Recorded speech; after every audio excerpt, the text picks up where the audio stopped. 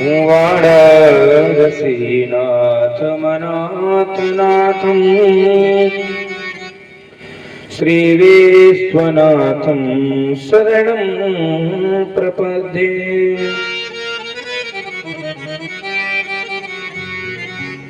रामाय रामभद्राय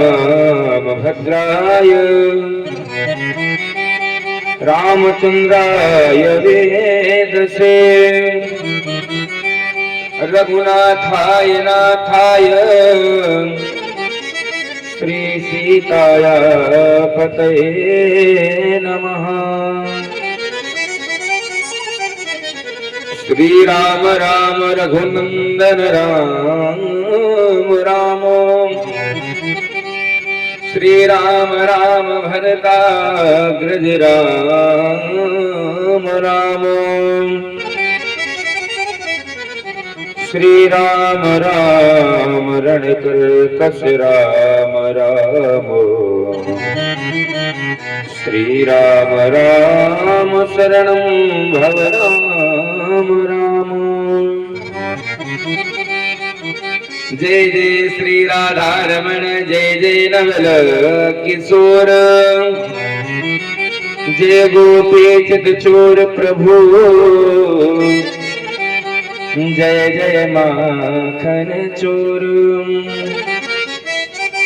बरसाने की राधिका नंद गाँवों को श्याम इन दोनों के चरणन में मेरा कोटि कोटि प्रणाम। लेत सदा सुध दीन की सहज दया के धाम जननी जनक दास के प्रभु श्री सीताराम प्रभु श्री सीताराम।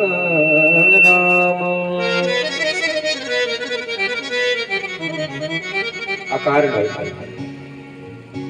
करुणा वरुणालय भक्त वांछा कल्पतरो कंडित विनिंदित पीतांबरधारी श्री बाल कृष्णलाल की प्रत्यक्ष वांग्मय मूर्ति श्रीमद्भागवत महापुराण की पावन कथा जिसको श्रवण करने हैं तो हम आप सभी लोग यहाँ पर विराजमान हैं।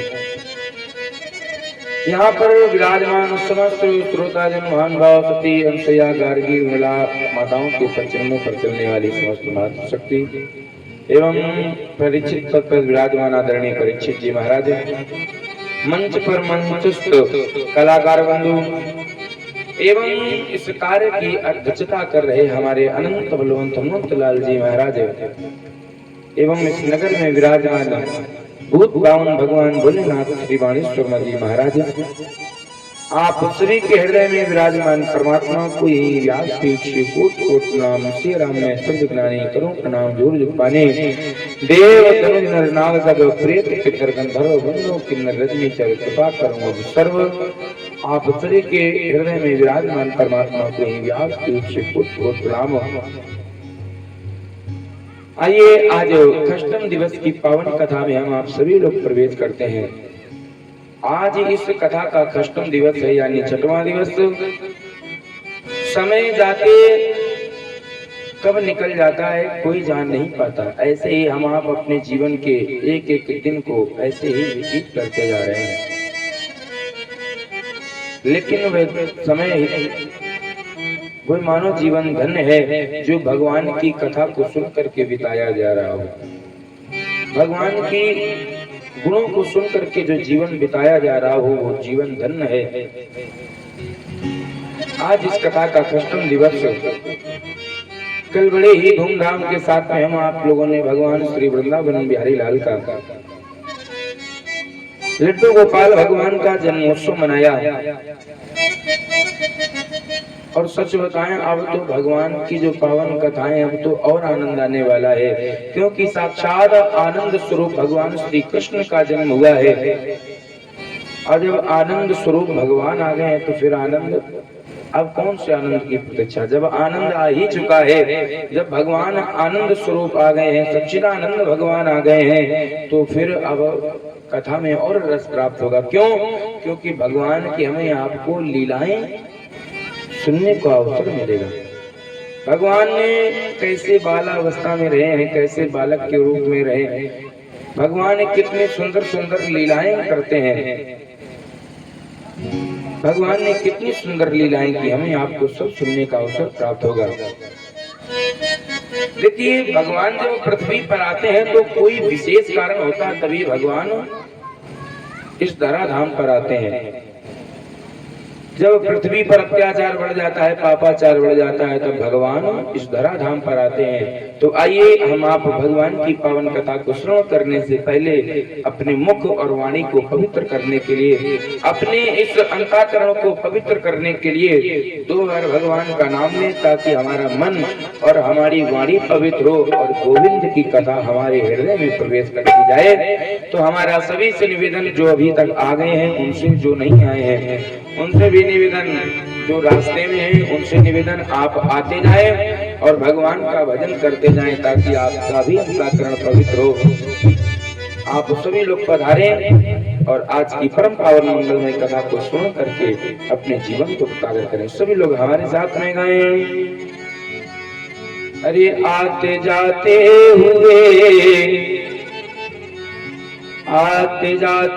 हुए गुनगुनाया करो, राम बोला करो, राम गाया करो, राम बोला करो, राम गाया करो।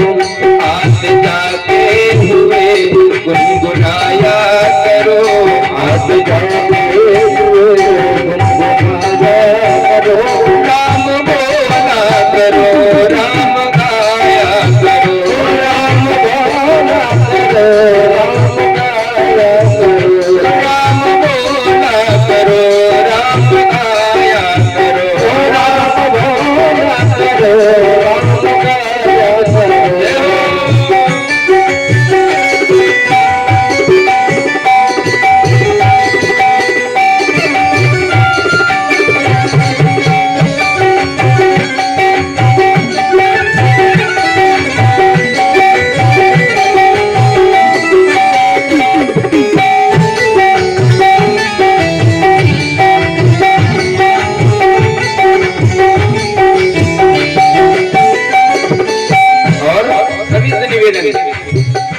रिश्ता रखते हो जैसे संसार से, रिश्ता रखते हो हम जैसे संसार से, रिश्ता रखते हो जैसे तुम संसार से, रिश्ता रखते हो हम जैसे संसार से, मोह बंधन बना हो जैसे परिवार से, मोह बंधन बना हो जैसे परिवार से, रिश्ता रखते हो जैसे तुम संसार से, रिश्ता रखते हो हम जैसे परिवार से, मोह बंधन बना है जैसे परिवार से, मोह बंधन बना हो जैसे परिवार से, थोड़ा उससे रिश्ता निभाया करो, थोड़ा उससे रिश्ता निभाया करो, इस रिश्ता जिसने भेजा है, थोड़ा उससे रिश्ता निभाया करो, राम बोला करो, राम गाया करो, राम बोला करो, राम गाया करो, राम बोला करो, राम गाया करो, राम बोला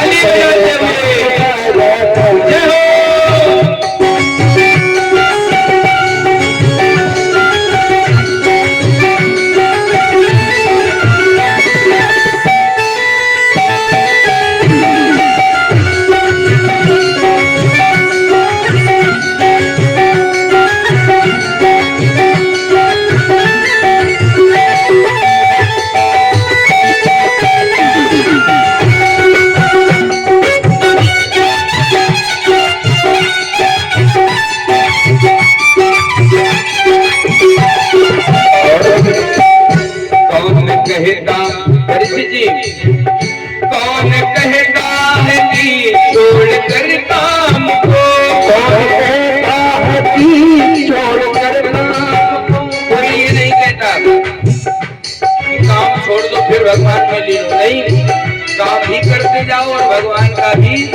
नाम लेते जाओ। और जीवन में यही एक कार्य ऐसा है कि तुम कर सकते हो, बाकी कोई ऐसा काम नहीं। यदि तुम खाना बनाओगे तो फिर कोई दूसरा काम नहीं कर पाओगे।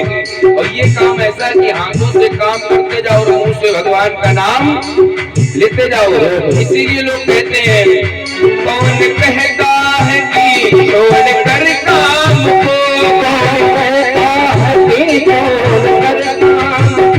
अच्छा हो याद रखो अगर राम को, अच्छा हो याद रखो।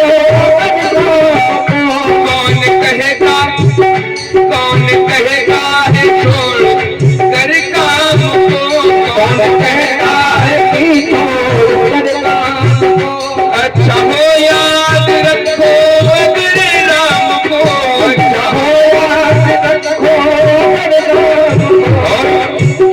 सुख दुख में न उनको भुलाया करो, सुख दुख में उनको भुलाया करो। राम बोला करो, राम गाया करो, राम बोला करो, राम बोला करो, राम गाया करो, राम बोला करो, राम गाया करो। आते जाते हुए गुनगुनाया करो, आते जाते हुए गुनगुनाया, राम बोला करो, राम गाया करो, राम बोला करो, राम गाया करो।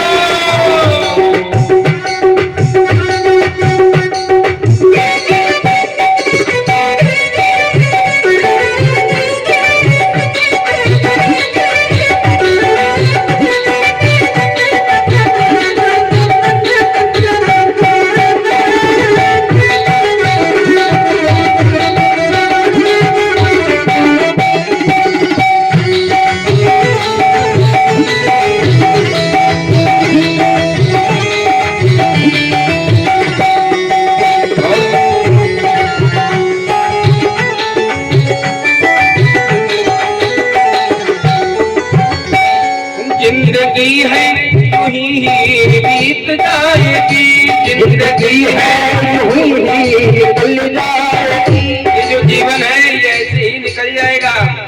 ये जो जिंदगी है निकल जाएगी, जिंदगी यूं ही निकल जाएगी।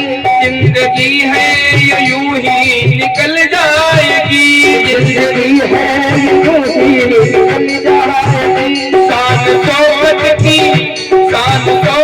की दुनिया उजड़ जाएगी, शान शौकत की दुनिया उजड़ जाएगी। जिंदगी है ये यूं ही गुजर जाएगी, जिंदगी है ये यूं ही निकल जाएगी। शान शौकत की दुनिया उजड़ जाएगी, शान शौकत की दुनिया उजड़ जाएगी। इसलिए दुनिया उजड़ जाएगी। इसलिए अपने मन से उनको न भुलाया करो, अपने मन से उनको भुलाया करो। राम बोला करो, राम गाया करो, राम बोला करो, राम बोला करो, राम गाया करो, राम बोला करो। आते जाते हुए गुनगुनाया करो, आते जाते हुए गुनगुनाया करो। राम बोला करो, राम गाया करो, राम बोला करो।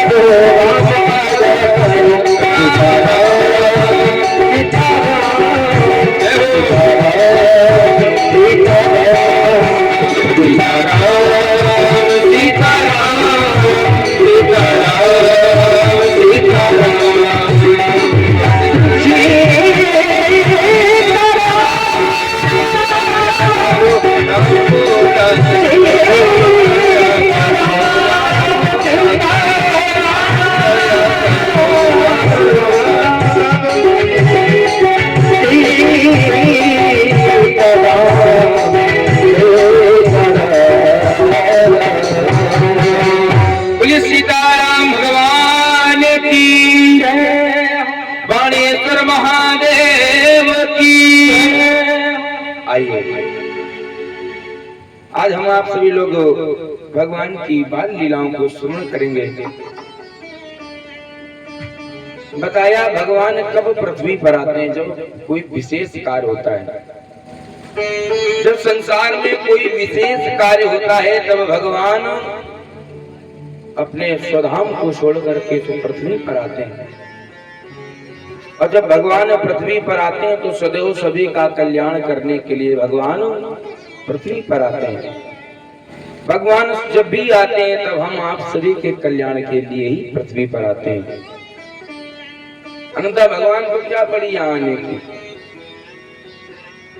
भगवान जब आते हैं तो भगवान जीवों पर कृपा करने के लिए ही आते हैं।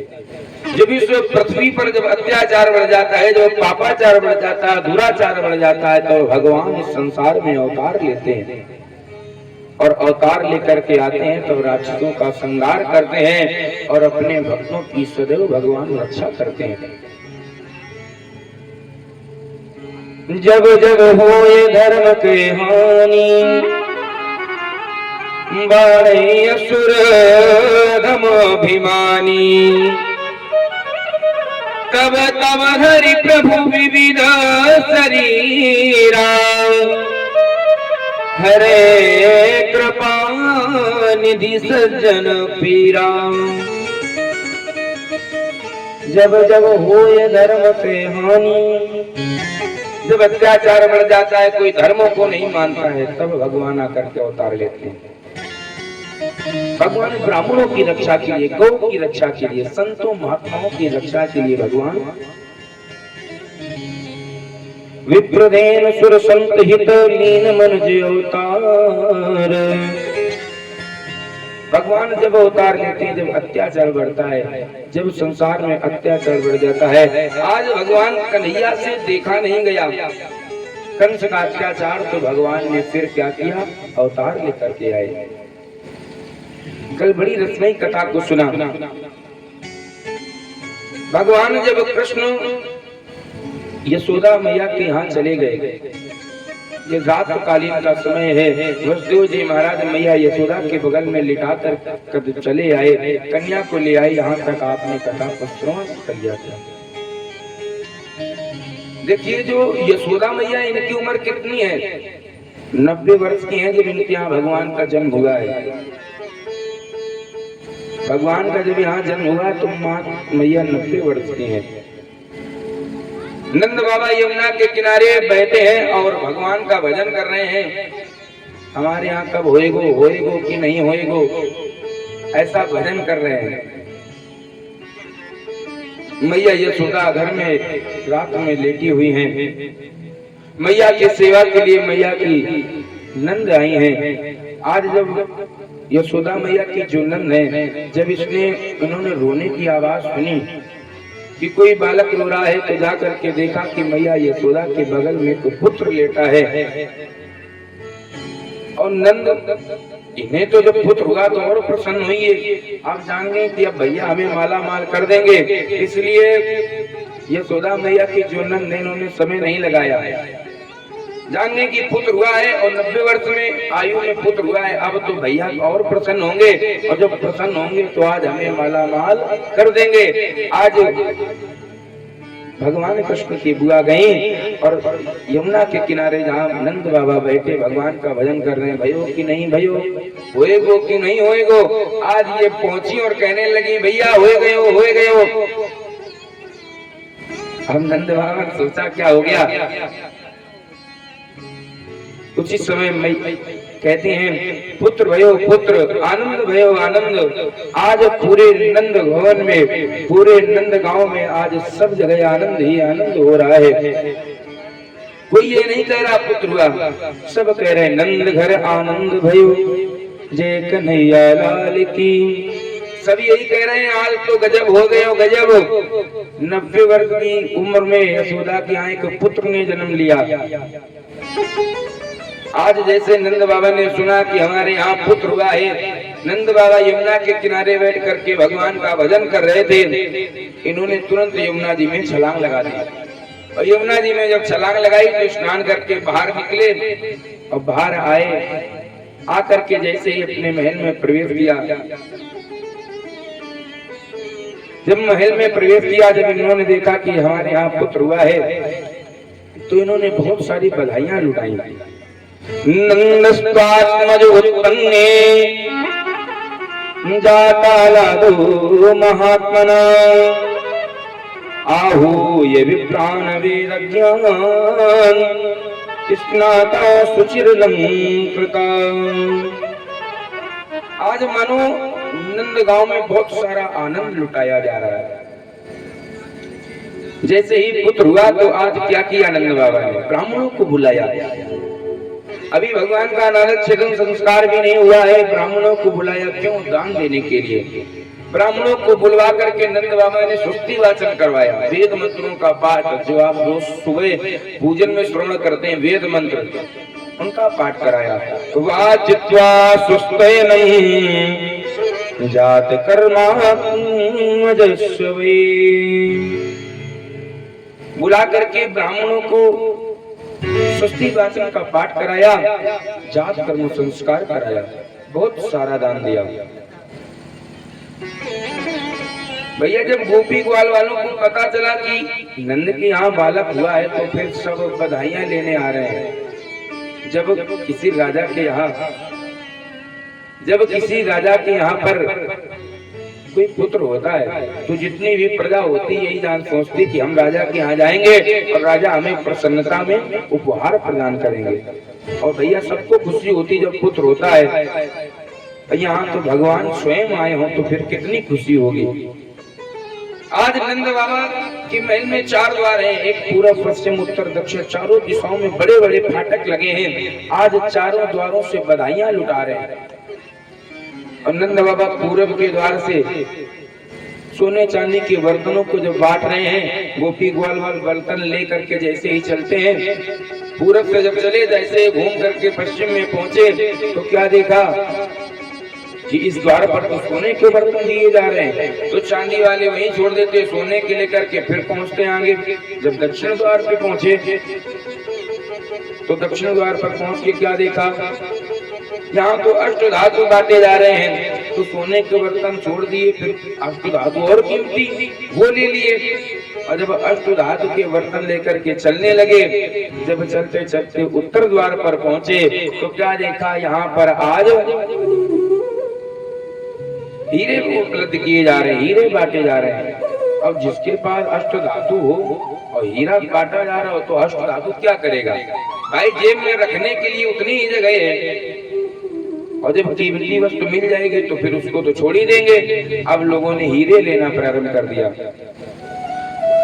सुखदेव जी महाराज कहते हैं, राजन परीक्षित, मानो आज नंद गांव में ऐसा लग रहा है कि मैया लक्ष्मी स्वयं आई हो। ऐसा लगता मैया लक्ष्मी स्वयं आकर के नृत्य कर रही हूँ। हर एक जगह सोने चांदी, जब रोड पर जाओ, जिस सड़क से निकलो वहीं पर उपहार पड़े हैं। मानो ऐसा लग रहा है आज मैया स्वयं आकर के भगवान के जन्मोत्सव में बधाइयां डाल रही हूँ, स्वयं आकर के नृत्य कर रही हूँ। आज नंद बाबा ने सबको सब कुछ दिया, जिसको चाहिए उसको भी और जिसको नहीं चाहिए उसको भी। मानो आज नंद बाबा ने अपना सर्वस्व लुटा दिया हो। जिस प्रकार से रामा अवतार में महाराज दशरथ ने सबको सब दिया, ऐसे ही आज नंद बाबा भी सबको सब दे रहे हैं। सर्वस्वदान सर्वस्वदान दीन सब काहू, जिन पावारा खा नहीं ताहू। सर्वस्व लुटा रहे हैं। सर्वस्वदान दीन सब काहू, जिन पावारा खा नहीं ताहू।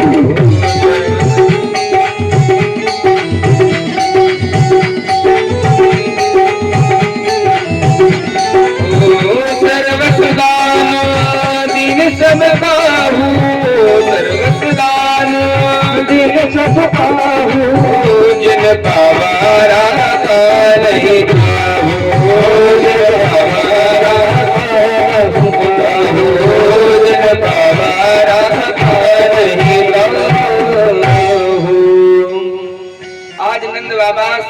सब कुछ दे रहे हैं, लेकिन जो लेता है वही छोड़ देता है। लेना और ना लेना मानो बराबर ही है। सब बहुत प्रसन्न है, भगवान के दर्शन कर रहे हैं। भाई भगवान के दर्शन के आगे ये सारे हीरे मोती सब बेकार हैं, सब भगवान के दर्शन करने आते हैं। सुखदेव जी महाराज कहते हैं, राजन परीक्षित, इस प्रकार से नंद बाबा बहुत ही बधाइयां लुटा रहे हैं, लेकिन उसी समय उनको याद आया। याद क्या आया? आज नंद बाबा को याद आया कि हम प्रतिवर्ष कंस के यहाँ कर देने जाते हैं, और यदि आज कंस के यहाँ कर देने ना गए, क्योंकि कर देने की तारीख आज ही है, और यदि हम आज कंस के यहाँ कर देने ना गए तो फिर ना जाने कंस कौन सा उपद्रव खड़ा कर दे। भाई राक्षसी स्वभाव का है ये, पता नहीं कौन सा उपद्रव खड़ा कर दे। इसलिए नंद बाबा ने कहा, ग्वाल वाल, हम विशेष कार्य से मथुरा जा रहे हैं, कंस के यहाँ कर देने जाते हैं और कर दे करके लौट आएंगे। तब तक जितने भी लोग यहाँ आए तुम सभी का स्वागत करना, सभी का सम्मान करना। हम अभी कुछ ही देर में मथुरा जाकर के वापस आते हैं। तो आज भगवान नंद बाबा गोकुल का जितना भी भार है सब किसके ऊपर सौंप दिया? ग्वाल वालों के ऊपर। गोपान गोकुल रक्षायाम निरूपं मथुरागता नन्दाकंसस्यं वार्षिक्यं करं दातुं कुरुद्वहम्। आज नंद बाबा गोकुल की रक्षा के लिए कंस को कर देने जा रहे हैं। मथुरा राजा कंस को गोकुल का सारा भार गोपी ग्वाल वालों पर सौंप करके आज नंद बाबा गए। नंद बाबा जैसे ही कर देने जा रहे हैं मथुरा में, जैसे ही कंस के महल में प्रवेश किया, परीक्षित जी, जैसे ही भगवान ने कंस के महलों में प्रवेश किया नंद बाबा ने, तो वसुदेव जी महाराज ने देखा कि नंद यहाँ आए हैं, नंद यहाँ आए हैं, और हम अपने पुत्र को इनके यहाँ इस उद्देश्य से छोड़ करके आए हैं कि यदि नंद बाबा के यहाँ रहेगा तो हमारा पुत्र सुरक्षित रहेगा। परंतु ये तो स्वयं यहाँ पर आए हैं, और जब ये यहाँ आ गए हैं तो फिर हमारे पुत्र की देखरेख कौन करेगा? नंद बाबा जैसे ही पहुंचे वैसे ही जाकर के कंस को कर दिया, और जैसे कर दे करके वापस लौटे तो वसुदेव जी में और नंद जी में वार्ताएं हुई। दोनों ने आपस में बातचीत की, दोनों ने राम राम किया, दोनों ने आपस में बातें की। देखिए मित्रता कैसी होती, उस दिन भी गुरु जी ने आप सभी को बताया मित्रता कैसे करनी चाहिए, मित्रता जैसे कैसे करनी चाहिए। दोनों मित्र आज बहुत दिन बाद वापस मिले हैं, लेकिन वसुदेव जी महाराज जो है ना, उन्होंने नंद बाबा से पूछा, ये नंद, हमने सुना है तुम्हारे यहाँ 90 वर्ष की आयु में पुत्र हुआ है और तुमने हमें बताया नहीं। भाई तुम्हारे यहाँ 90 वर्ष में पुत्र हुआ, तुमने हमें बताया नहीं, क्या तुम्हें प्रसन्नता नहीं हुई? उसी समय नंद बाबा कहते हैं, वसुदेव हम तुम्हें कैसे बताएं, हमारे यहाँ तो एक पुत्र हुआ है और तुम्हारे यहाँ एक नहीं, तुम्हारे यहाँ 6 पुत्र हुए, और 6 पुत्र हुए, और इस कंस ने उन 6 पुत्रों को मार दिया। इसलिए मित्र तुम्हारे 6 पुत्र हुए, हमारे यहाँ एक पुत्र हुआ है। अरे हमने ये भी सुना है कि 7वां पुत्र 7वें गर्भ ने जन्म लिया ही नहीं। कंस के अत्याचार इतना बढ़ा कि भगवान भी ऐसे हो गए कि भगवान ने पुत्र को गर्भ में ही, और 8वीं जो कन्या हुई उसको भी इस कंस ने मार दिया। इसलिए वसुदेव हम तुमसे अपना सुख कैसे कहें, हम कैसे कहें कि हम सुखी हैं, हमारे पुत्र हुआ है। क्यों? क्योंकि तुम्हारे पास तो इतना दुख है, तुम्हारे 8 पुत्र 8 संतानें हुई और तुम एक का भी सुख नहीं ले पाए और हमारे यहाँ एक पुत्र हुआ है। ऐसे ही हम पे कितना भी सुख हो, लेकिन यदि हम मित्र के पास जाएं भैया, तो यदि मित्र दुखी है तो फिर उसके सामने अपने सुख का बखान नहीं करना चाहिए। क्यों कि जो पहले से ही पीड़ित है, यदि तुम उसे अपना सुख सुनाओगे ना तो उसको और पीड़ा होगी। मान लीजिए किसी के दो बेटे हैं, दोनों बेटे खराब निकल जाएं, दोनों बेटे माता पिता की बात का पालन करने वाले ना हो, और तुम उसके पास पहुंचो और कहो भैया देखो तुम्हारे दो पुत्र हुए और ये तुम्हारी बात नहीं मानते हैं, देखो हमारे पुत्रों को कितना हमारा आदर करते हैं, तो फिर उसको दुख बढ़ जाता है। उसको लगता है देखो हमारे पुत्र हमारी बात नहीं मानते और मेरा मित्र इसके पुत्र मानते हैं। मित्रता कैसी है? मित्रता ऐसी होनी चाहिए, मित्र के सामने जाओ, यदि वो दुखी है तो तुम भी अपने सुख का बखान न करो। और आजकल के मित्र कैसे होते हैं? आजकल के मित्र के उल्टे हैं कुछ तौर, भीतर से कुछ और है, बाहर से कुछ और।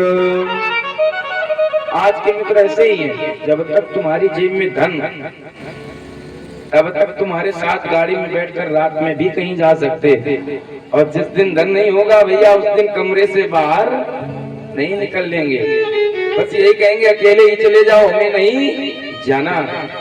ऐसे मित्रता है, मित्रता। आज वसुदेव जी महाराज कहने लगे, हे नंद, मैं ज्योतिष के माध्यम से कह रहा हूँ कि तुम्हारे नंद गांव में कोई संकट आने वाला है, इसलिए अब तुम समय न लगाओ और तुम शीघ्रता से पहुंचो। कोई अनहोनी होने वाली है, इसलिए तुम शीघ्रता से जाओ। आज दोनों मित्रों ने राम राम की और नंद बाबा राम राम करके आने लगे। नंद बाबा जानते हैं कि वसुदेव जी के समान कोई विद्वान नहीं है, क्योंकि जो ज्योतिष से जान जाए कि क्या होना है वो होके ही रहता है। अब भैया नंद बाबा जा रहे हैं रास्ते में और भगवान से कह रहे हैं, भगवान हे नारायण हमारे लाला की रक्षा करना।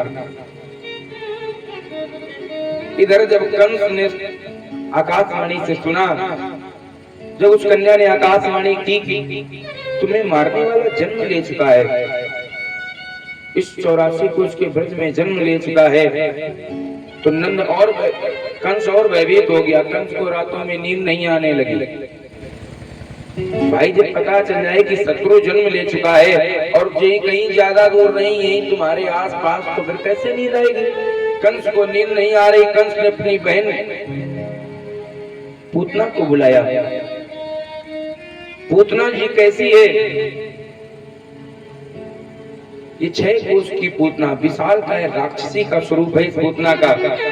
इसको बुलाया, कहा कि जाओ इस 84 को इसके ब्रज में तुम्हें कहीं भी उत्सव होता दिखाई दे, छोटे बालक दिखाई दे, महीना भर वाले, तुरंत गोविंदाय नमो नमः। अब पूतना ने आज्ञा पाई, पूतना आज्ञा पा करके जाने लगी। पूतना आकाश मंडल से जा रही है और इधर नंद गांव में मैया यशोदा घर पर बैठी हैं, भगवान कन्हैया का खिला रही हैं। आज भगवान कृष्ण 6 दिन के हुए हैं, भगवान की छठी हो रही है, सब गोपी ग्वाल भगवान के दर्शन के लिए आ रहे हैं, बधाइयों के लिए आ रहे हैं। और ये आकाश मंडल से जाती हुई इस पूतना ने देखा, क्या पूतना ने देखा कि हमें लगता है यहाँ कोई उत्सव हो रहा है, और उत्सव हो रहा है तो अवश्य यहाँ कोई विशेष कारण होगा, कोई पुत्र तो नहीं हुआ है। तो ये पूतना आकाश मंडल से पृथ्वी पर उतरी और उतर करके इसने अपने शरीर को, राक्षसी स्वरूप है इसका, ये कैसे जाए? तो इसने अपने शरीर को इतना सुंदर बनाया भैया, इतना सुंदर बनाया। सुखदेव जी महाराज कहते हैं, राजन इस पूतना ने अपने शरीर को इतना सुंदर बनाया कि मानो ऐसा लग रहा है कि मैया लक्ष्मी स्वयं नारायण के दर्शन के लिए आई हो। इतना सुंदर स्वरूप बनाया, और स्वरूप बना करके ये उसी लाइन में लग गई जिस लाइन में और गोपियां लगी थी भगवान के दर्शन के लिए। अब जैसे इसका नंबर आया, ये मैया यशोदा के पास में पहुंची, कहने लगी, हरी बहन पहचाना नहीं क्या? अब मैया यशोदा से पूछा, पहचाना नहीं? तो मैया मन में तो कहते हैं कि आज तक हमने गोकुल में इतनी सुंदर कोई गोपी देखी नहीं, आज से कहां से इतनी सुंदर आ गई। लेकिन फिर मैया ने विचार किया कि यदि हम कह देंगे कि हम तुम्हें नहीं जानती तो ये हमारे लाला के दर्शन करने आई है और इसके मन को ठेस पहुंचेगी। इसलिए मैया यशोदा कहती, नहीं गोपी, हम तुमको कैसे भूल सकती हैं? अरे काफी कुल दिन हो गए हैं, तुम आई नहीं हो तो हमें थोड़ा पहचानने में दिक्कत आ रही थी। अरे गोपी, हम तुमको कैसे भूल सकती? अब पूतना ने सोचा, बन गया काम। अब पूतना कहती, बहन तो फिर लाला कहाँ है, हमें नहीं दर्शन कराओगी क्या? अब मैया यशोदा कैसे मना करें?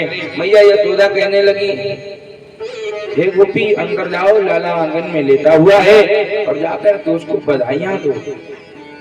पूतना आंगन में गई। देखिए यहाँ पर ध्यान देने वाली बात है, जब पूतना अंदर प्रवेश की, भगवान जान गए कि आज ये पूतना आ रही है, तो भगवान ने पूतना को देख करके अपने नेत्रों को बंद कर लिया। और जब नेत्रों को बंद कर लिया, ये बात जब परीक्षित जी ने सुनी तो पूछा, गुरुदेव, अभी आप ही कह रहे हो कि पूतना ने इतना सुंदर स्वरूप बनाया कि मैया लक्ष्मी लग रही हो, फिर सरकार जब आप कह रहे हो कि इतनी सुंदर थी कि लक्ष्मी है, तो फिर भगवान ने नेत्र क्यों बंद किए? भगवान ने नेत्र क्यों बंद किए? कुछ इस समय सुखदेव जी महाराज कहते हैं, राजन परीक्षित, मानो भगवान ने अपने नेत्र इसलिए बंद किए हों कि अभी तो हमारा जन्म हुआ है और जन्म हमारा दुष्टों का संहार करने के लिए ही हुआ है, और अब हम पहला काम करने जा रहे हैं जीवन में। जब कोई पहला काम करते हैं तो भगवान श्री गणेश जी का ध्यान करते हैं, और पहला काम करने जा रहे हैं, और यदि भगवान का ध्यान नहीं किया तो पता नहीं कोई काम में विघ्न आ जाए। इसलिए मानो भगवान अपने नेत्रों को बंद करके भगवान श्री गणेश जी का ध्यान कर रहे हो। दूसरा कारण ये भी है कि भगवान ने नेत्र इसलिए बंद किए, मानो भगवान नेत्र बंद करके ध्यान करना चाहते हैं कि जो ये पूतना है, ये अविद्या रूपी पूतना है। ये पूतना कैसी भैया? ये अविद्या रूपी पूतना है, और ये पूतना यदि हमारे सामने आएगी तो इसका असली रूप प्रकट हो जाएगा। मानो भगवान नेत्र बंद करके भगवान शंकर का ध्यान कर रहे हो, सरकार विष पीना तो आपका ही काम है, हम तो दूध दही माखन की चोरी करने के लिए उत्पन्न हुए हैं, और विष पीना आपका काम है। इसलिए सरकार ये अपने स्तनों में विष लगा करके आई है, तो आप आकर के इसके विष का पान कीजिए। और भैया एक बात बता दें, यदि तुम भगवान के सामने रूप बना करके जाओगे, सुंदर रूप, यदि भगवान को मनाना है तो तुम्हारा हृदय सुंदर होना चाहिए, हृदय निर्मल होना चाहिए, और यदि तुम रूप बना करके जाओगे तो भगवान को प्रसन्न नहीं कर पाओगे। यदि संसार को प्रसन्न करना है तो रूप को सुंदर बनाओ, संसार तुम्हारे ऊपर मोहित हो जाएगा। लेकिन यदि हमारे कृष्ण को प्रसन्न करना है, भगवान को प्रसन्न करना है भैया, तो मन को निर्मल बनाना पड़ेगा। इसलिए भगवान कहते हैं, निर्मल मन जन सो मोहि पावा, निर्मल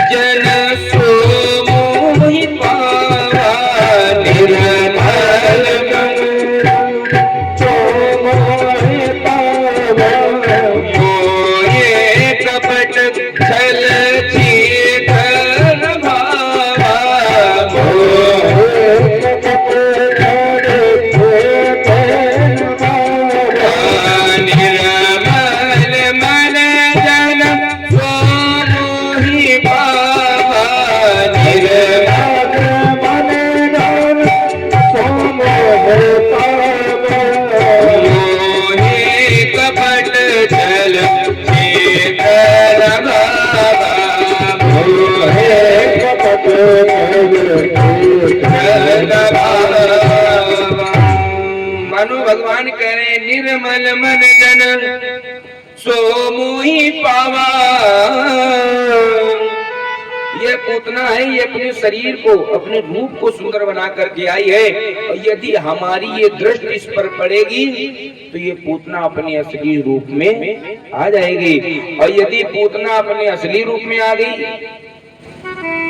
पूतना यदि अपने असली रूप में आ गई तो जितने भी गोपी ग्वाल बाल मैया यशोदा सब डर जाएंगे।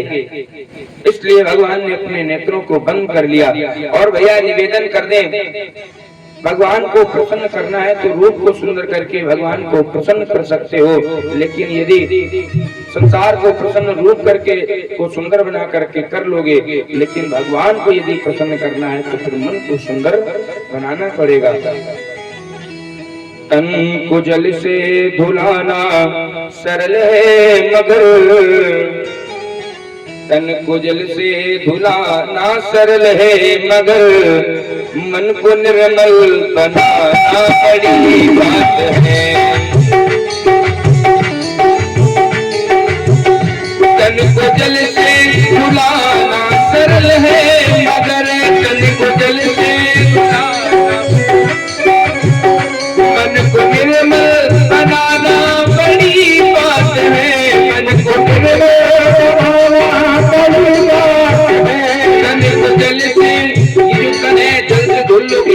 अच्छे से साबुन लगा लोगे लग तब, लेकिन अपने शरीर को सुंदर कब तक, जब तक अवस्था है। अब 80 वर्ष की उम्र में यदि तुम साबुन लगाओ कि हम जवान हो जाए तो कैसे हो पाओगे।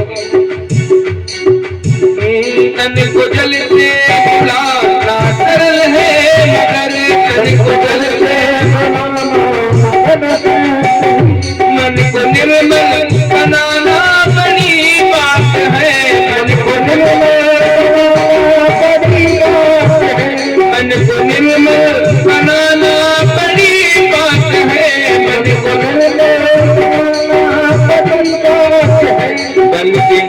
बन के विद्वान विद्या के अभिमान में, बन के विद्वान विद्या के अभिमान में। भैया विद्वान हो जाओ सही है, लेकिन कभी भी विद्वानता का अभिमान हृदय में नहीं आना चाहिए। बन के विद्वान विद्या के अभिमान में, बन के विद्वान अपना मत को चलाना सरल है मगर, अपना मत को चलाना सरल है मगर तन को जल से धुलाना सरल है मगर, तन को जल से धुलाना सरल है मगर मन को निर्मल बनाना बड़ी बात है। मन को निर्मल बनाना बड़ी बात है। मन को निर्मल बनाना बड़ी बात है। मन को निर्मल बनाना बड़ी बात है। मन को निर्मल बनाना बड़ी बात है। मन को निर्मल बनाना बड़ी बात है। सुखदेव जी महाराज कहते हैं, राजन परीक्षित, अनेक कारण है भगवान के नेत्र बंद करने के। भगवान ने बहुत कारणों से नेत्रों को बंद कर लिया। भगवान जानते हैं कि ये रूप बना करके आई है और इसकी माया हमारे सामने नहीं चलती। भगवान की माया कैसे चल सकती है। भगवान के सामने माया का रूप बना करके आई है। भगवान जानते हैं कि अभी अपने असली रूप में आ जाएगी। भगवान ने इसलिए अपने नेत्रों को बंद कर लिया। और पूतना सोच रहे कि ज्यादा देर ना करें, क्योंकि भाई लाइन भी लगी, अभी हम यहाँ खड़े हैं, अभी कोई दूसरा आ जाएगा तो फिर काम नहीं हो पाएगा जिस काम से हम आई हैं। आज पूतना ने क्या किया, भगवान को उठाया।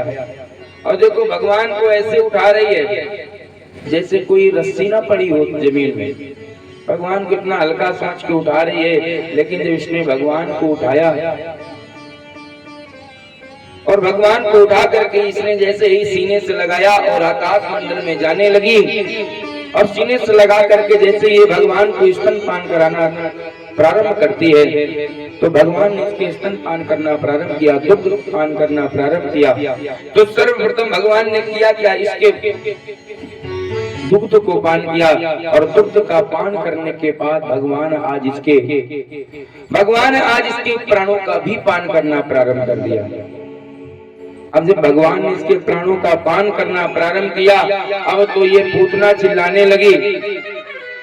पूतना चिल्ला रही है, हे मुंच, हे बालक हमें छोड़ दो। अब भगवान को जब ये कह रही छोड़ दो, तो भगवान कहते हैं मौसी, वैसे तो हम किसी को पकड़ते नहीं हैं, और जब पकड़ लेते हैं तो फिर हम छोड़ते नहीं। जल्दी भगवान किसी को नहीं पकड़ते, और जब फिर पकड़ लेते हैं तो फिर उसको कभी छोड़ते नहीं है। आज भगवान ने इसका भी उद्धार किया। जब इसका प्राणांत हो गया, जब भगवान इसके प्राणों को खींच लिया, तो आज ये पूतना अपने असली रूप में आ गई। और ये जब 6 कोस की पूतना जब पृथ्वी पर गिरी धड़ाम से, जब ये 6 कोस की पूतना पृथ्वी पर धड़ाम से गिरी, और जब 6 कोस की पूतना गिरेगी भाई, जिस जगह पे गिरेगी तो उस जगह के जितने भी वृक्ष हैं वो तो टूट ही जाएंगे। 21 किलोमीटर की ये पूतना जब गिरी पृथ्वी पर, तो सारे वृक्ष भी नष्ट हो गए, सारे वृक्ष टूट गए। मैया ने जब धड़ाम की आवाज सुनी तो मैया यशोदा आई और पहुंची, देखा कि लाला खेल रहा है। मैया ने कृष्ण कन्हैया को उठाया और कन्हैया को उठा करके कहने लगे, हे भगवान, आज आपने हमारे लाला की बहुत रक्षा की। भगवान का ध्यान कर रहे हैं, प्रभु हमारे लाला की बहुत रक्षा की। और मैया लेकर के कन्हैया को कहाँ पहुंची? गौशाला। और देखिए, जब बालक को कभी नजर लग जाए, कोई चोट आ जाए, तो मैया सदैव नजर उतारती। आज मैया यशोदा कन्हैया को लेकर के गौशाला में पहुंची और गौशाला में जाकर के कन्हैया की नजर उतार रही। नजर कैसे उतार रही? भगवान के नामों से, हे भगवान ऋषिकेश हमारे लाला की रक्षा करना, नजर उतार रहे हैं। भगवान की नजर उतार रहे हैं। इधर नंद बाबा जैसे ही नंद गांव में प्रवेश किए तो देखा क्या कि वहां पर अनिष्ट हो चुका है। नंद बाबा आए, नंद बाबा ने आकर के ग्वाल वालों से पूछा क्या हुआ। ग्वाल वाल कहते हैं, बाबा आज भगवान की बड़ी कृपा हुई, लाला की रक्षा हो गई। अरे हम जान नहीं पाए, कभी राक्षसी आई और लाला को लेकर के चली गई। नंद बाबा समझ गए कि वसुदेव जी सच कह रहे थे कि कोई अनिष्ट होने वाला है। अब नंद बाबा ने कहा कि हे ग्वालवाल कहते हैं, बाबा अब क्या किया जाए इस पूतना के शरीर का? भाई आवागमन का रास्ता बंद है, क्या होना चाहिए? नंद बाबा कहते हैं, जाओ इस पूतना के शरीर को छोटा छोटा कर लो, काट करके, और जितने भी पेड़ टूट गए इन पेड़ों को काट करके चिता बनाओ, और चिता बना करके इस राक्षसी के शरीर में आग लगा दो। सुखदेव जी महाराज कहते हैं, राजन परीक्षित, जिसमें पूतना का शरीर जलाया गया, पूतना की चिता में जब आग लगाई गई तो उस आग के धुएं से एक दिव्य सुगंध निकली। राजन परीक्षित कहते हैं, ये तो पूतना थी, राक्षसी थी, लेकिन सरकार ये इसके शरीर से तो दुर्गंध निकलनी चाहिए, लेकिन आप कह रहे हैं सुगंध निकली, क्यों? परीक्षित जी कहते हैं, महाराज, सुखदेव जी महाराज कहते हैं, परीक्षित, जिसके जीवन में भगवान ने जिसका स्तन पान किया हो, मानो भगवान ने जिसको अपनी माता की गति प्रदान की हो, भगवान ने जिसको अपना माता माना हो, कुछ ही देर के लिए सही स्तन पान किया, तो भगवान उसकी दुर्गति कैसे होने दे सकते हैं? उसके शरीर से तो सदैव सुगंध निकलेगी। हे राजन परीक्षित, इस प्रकार से भगवान ने पूतना का वध किया। सुखदेव जी महाराज कहते हैं, राजन परीक्षित, ये पूतना कोई साधारण नहीं है। ये पूतना कौन है? पूर्व जन्म की राजा बलि की ही पुत्री है। इसका नाम है रत्नमाला। ये पूर्व जन्म की राजा बलि की पुत्री है। जब भगवान 52 का रूप बना करके बलि के यहाँ पहुंचे तो भगवान 52 अंगुल के इतने सुंदर। रत्नमाला ने सोचा कि हमारे भी कोई ऐसा पुत्र हो। भगवान तो सबके मन की करते हैं। भगवान ने कहा मन ही मन में कि हाँ, तुम्हारे ऐसा ही पुत्र होगा। और लेकिन जब भगवान ने राजा बलि की 3 पग में सारे संसार को नाप लिया, ब्रह्मांड को नाप लिया। तब उसी समय रत्नमाला कहती, यदि हमारा ऐसा पुत्र हो ना, तुम अपने पुत्र को स्तन में विष लगा करके मार दे।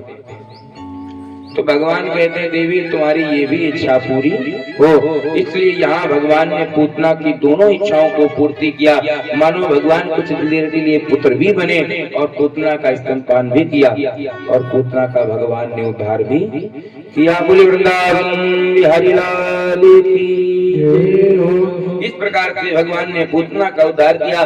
सुखदेव जी महाराज कहते हैं, राजन परीक्षित, इस प्रकार से समय बीतता गया। भगवान जब 3 महीने के हो गए, 3 महीने के हो गए तो भगवान ने क्या किया, बालक जब छोटा होता तो लेटा रहता है। अब भगवान 3 महीने के, भगवान ने करवट बदली तो मैया बड़ी प्रसन्न हुई कि आज मेरे लाला ने करवट बदली। अब बताओ, कहीं करवट बदलने का भी बुलौआ लगता है? नहीं लगता। लेकिन मैया इतनी प्रसन्न, 90 वर्ष में पुत्र हुआ। अब पुत्र कुछ भी करे तुरंत बुलौआ, पुत्र जो करे तुरंत बुलौआ। आज जैसे भगवान ने करवट बदली, मैया बहुत प्रसन्न। मैया ने कहा, जाओ पूरे नगर में बुलौआ लगा दो कि आज यशोदा के लाला ने करवट बदली है। हम जब बुलौआ दिया गया कि करवट बदलने का बुलौआ, तो ग्वाल वाल गोपियां सब हैं, ये कौन सा नया बुलौआ, आज तक नहीं सुना। लेकिन कहा कि अरे यशोदा को खुशी है, हमें चलना चाहिए। आज मैया ने प्रातः काल भगवान को नहलाया धुलाया और नहला धुला करके बढ़िया काजल लगाया कि ताकि हमारे लाला को नजर ना लगे। क्यों सब देखने आएंगी और यदि लाला को नजर लगी तो फिर हम और परेशान हो जाएंगे। भगवान को बढ़िया सा काजल लगाया। देखो भगवान का कितना सुंदर स्वरूप हो। मानो भगवान कितने छोटे होंगे। जब हमारे यहाँ कोई बालक होता है 3 महीने के, तो हम अब इतना प्यार प्रेम करते हैं बालक से। अब भगवान जब हो तो 3 महीने के भगवान, मैया ने उनके नेत्रों में काजल लगाया और काजल लगा करके दूध का पान कराया, दुग्ध पान कराया। भगवान को नींद आने लगी। और जब भगवान को नींद आई तो मैया ने भगवान को घर से बाहर, एक छकड़ा है बैलगाड़ी, उसके नीचे नहीं कपड़ा बना होता, उसमें जाकर के भगवान को लिटा दिया। इसलिए लिटा दिया क्या घर में जगह नहीं थी? घर में भी जगह थी, लेकिन इसलिए बाहर लिटा दिया कि यहाँ भी भजन होंगे, कीर्तन होंगे, ढोलक बजेगी। वो कहीं लाला जग गया तो फिर रोएगा, फिर उसी को खिलाने में समय निकल जाएगा। अब भगवान को जब बाहर लिटा दिया गया, गोपी ग्वाल वालाई भजन भी करने लगे, कीर्तन। अब भगवान को ढोलक की आवाज सुना रही, भगवान को ढोलक की आवाज, कीर्तन सुना रहे। तो भगवान ने सोचा कि देखो हमारे ही उपलक्ष्य में हमने करवट बदली, तब बुलौआ लगा और हम ही ये सब ना देख पाए, हमें घर से बाहर लिटा दिया गया। तो भगवान रोने लगे। भगवान जैसे रोना प्रारंभ करते, अब अंदर ढोलक बज रही तो बालक बाहर रो रहा, तो कैसे आवाज अंदर जाए? नहीं जाएगी। भगवान ने कहा क्या करेंगे? तो भगवान ने देखा कि हमें तो लीलाएं करनी है। भगवान ने देखा कि इस छकड़े के ऊपर एक सक्तासुर नाम का दैत्य बैठा है जो हमें दबा करके मारने के लिए आया है। तो भगवान ने क्या किया? भगवान रोते रोते पैरों को चला रहे थे, उसी समय भगवान ने ऐसा पैर लगाया कि जैसे ही उस छकड़े में पैर स्पर्श किया कि वह छकड़ा ऊपर गया और जाकर के एकदम धाम से गिरा और सक्तासुर का भी गोविंदाय नमो नमः हो गया। भगवान ने आज सक्तासुर का उद्धार किया और जैसे ही पृथ्वी पर धड़ाम से आवाज हुई तो उसी समय मैया ने सोचा कि बाहर क्या हो गया। आकर के देखा कि बैलगाड़ी पलटी हुई पड़ी है, लाला रो रहा है। आज मैया ने लाला को हृदय से लगाया, नजरें उतारी और नजर उतारते उतारते मैया अंदर ले गई कन्हैया को। हे राजन परीक्षित, भगवान अनेकानेक लीलाएं करते जा रहे हैं। भगवान जब थोड़े और बड़े हुए, मैया भगवान को बहुत प्रेम करती हैं क्योंकि भगवान कन्हैया है। मैया को बुढ़ापे में मिले भगवान को मैया बहुत प्रेम करती है। एक दिन मैया यशोदा कन्हैया को खिला रही थी, दुग्ध का पान करा रही थी। तो उस समय हुआ क्या? भगवान तो सब जानते हैं कि कब हमें कौन कहां से आ रहा है हमारे लिए। भगवान ने देखा कि एक तृणावर्त नाम का दैत्य आ रहा। कैसा तृणावर्त? जो हम आप खेतों में नहीं देखते हैं, जिसको खेतों में जो हवा के वेग से आता है, अपने इधर क्या बोलते हैं उसको? डपूरो। हाँ, ये तृणावर्त नाम का दैत्य है। ये भगवान को आता है कि भगवान को उड़ा करके ले जाएंगे और फिर आकाश में ले जा करके छोड़ देंगे। भगवान तो सब जानते हैं, भगवान जान रहे हैं, भगवान दूध का पान कर रहे हैं। भगवान जान गए कि अगर अभी आया और कहीं ऐसा ना हो कि हमें मैया यशोदा की गोदी से छुपा करके ले जाए, और यदि मैया के सामने ले जाएगा तो मैया फिर घबरा जाएंगी। अगर मैया के सामने लीला कर देंगे, मैया के सामने ही उसका उद्धार कर दिया, तो मैया फिर हमें बालक नहीं, हमें तो भगवान समझेंगी और हमें तो बाल लीलाएं करनी है। तो आज भगवान ने कैसी लीला करना प्रारंभ की? परीक्षित जी, आज भगवान ने अपने वजन को बढ़ाना प्रारंभ कर दिया। मैया की गोदी में है, छोटा सा रूप है, लेकिन भगवान अपने वजन को बढ़ा रहे हैं। अब मैया यशोदा विचार करती, हमें लगता है आज हमारा लाला कुछ ज्यादा ही छक गया है, हमें लगता है आज इसने भूखता था ज्यादा, तो हमें लगता है ज्यादा दूध पान कर लिया, तो इसकी वजह से ये भारी हो गया है।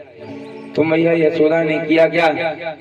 कन्हैया को वहीं लिटा दिया कि अब हमसे नहीं लिया जा रहा, इतना वजन हो गया, ये इतना फर गया है, इसलिए भगवान को वहीं लिटा करके मैया यशोदा घर के कार्यों में लग गई। इधर ये तृणावर्त नाम का दैत्य आया और आकर के भगवान को इसने उठाया और उठा करके आकाश में ले गया। अब भगवान भी बहुत प्रसन्न। भगवान कहते हैं, देखो तो हमारे मामा कितने कृपालु हैं, हमारे मामा हमें अभी संसार पूरा घुमाए दे रहे हैं। भगवान जानते हैं कि हमें आगे चल करके चोरी करनी है, और चोर को एक एक गली, एक एक मोहल्ला पता होना चाहिए। भाई अब मान लो चोर यहाँ से घुसा तो निकलेगा कहाँ से? यहाँ से पकड़ने वाला चला गया। तो भगवान ने सोचा हमें आगे चोरी भी करनी है, और मामा हमारे लिए उड़न खटोला भेज रहे हैं, हमारे लिए तो और अच्छी बात, हम पूरे नगर का भ्रमण कर लेंगे, देख लेंगे कब कहाँ किस गली से हमें कैसे निकलना है। भगवान सोचते हमारे तो सारे काम बनते जा रहे हैं। आज ये तृणावर्त नाम का जब दैत्य आया तो भगवान को उड़ा करके ले जा रहा है आकाश मंडल में। तृणावर्त नाम का दैत्य जब भगवान को आकाश मंडल में उड़ा करके ले गया, अब ये मथुरा की ओर ले जाने लगा। जैसे ही गोकुल से मथुरा की ओर ले जाने लगा, भगवान समझ गए। भगवान बोले अब तो हमने सब गली मोहल्ले देख ही लिए हैं, अब इसका भी काम कर देना चाहिए। तो भगवान ने उसी समय क्या किया? भगवान ने अपना वजन बढ़ाना प्रारंभ किया। जब भगवान ने वजन बढ़ाना प्रारंभ किया, तृणावर्त नाम का दैत्य सोचता, हमें लगता है कि हम उस बालक की जगह किसी बड़े पहाड़ पत्थर को उठा करके ले आए हैं। भगवान कहते हैं, देखो लोग पत्थर में हमको पूछते हैं, लोग पत्थर में हमको देखते हैं, लेकिन ये दैत्य, ये तृणावर्त हमें पत्थर देख रहा, समझो इसकी मति कैसी है। भगवान ने उसी समय वजन बढ़ाना प्रारंभ किया और भगवान ने इसका वजन बढ़ाया और सीधे आकाश मंडल से नीचे आए और आकर के चट्टान में इसने भगवान को, तृणावर्त को भगवान ने टकरा दिया और तृणावर्त का भी गोविंदाय नमो नमः हो गया। बोलिए वृंदावन हरिलाल की जय। आगे की परम पूज्य गुरुदेव भगवान के द्वारा कथा श्रवण करेंगे। बड़ी ही सुंदर बाल लीलाएं भगवान की आप सभी लोग गुरुदेव भगवान के मुखारविंद से श्रवण करेंगे। बोलिए गुरुदेव भगवान की जय।